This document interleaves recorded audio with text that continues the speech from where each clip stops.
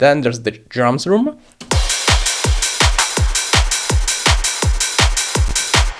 So I like to wash my drums a bit with this kind of chain. So I take the low end off the very beginning of the return tracks. Then I go with the Console 7 Cascade and drive it hard before the reverb.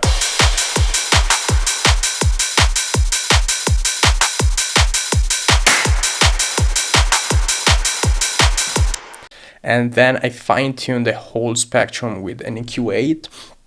And I like to use this Console 7 Cascade to make the whole reverb sound bigger, because I can just turn it down later and keep a lower reverb volume, but consistent, so it's like a nice floor for the ambience of my drums. And then there's this slapback.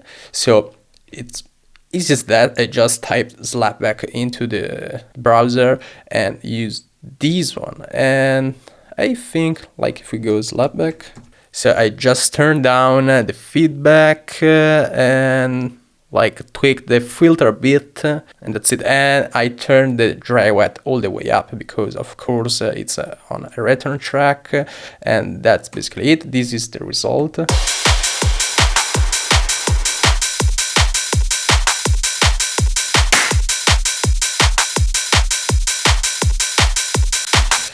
So if we listen to it in solo, it can be a bit annoying, especially if we don't have the reverb, but the reverb is kind of masking it a bit. If we turn this sync, this delay offset down to 0,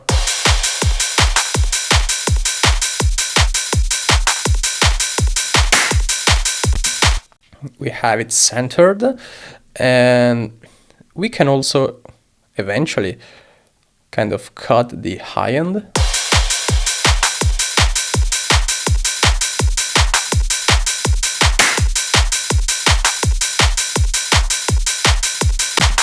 It's a bit annoying, it's a bit too obvious in this case, but with the reverb it just makes the drums thicker.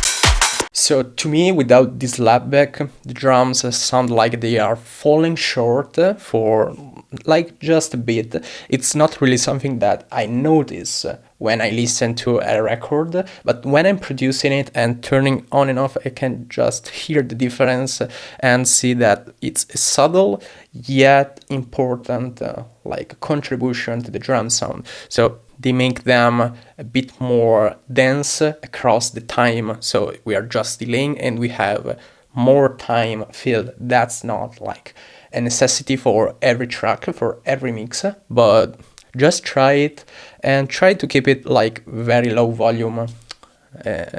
You can see if it works or not for your case.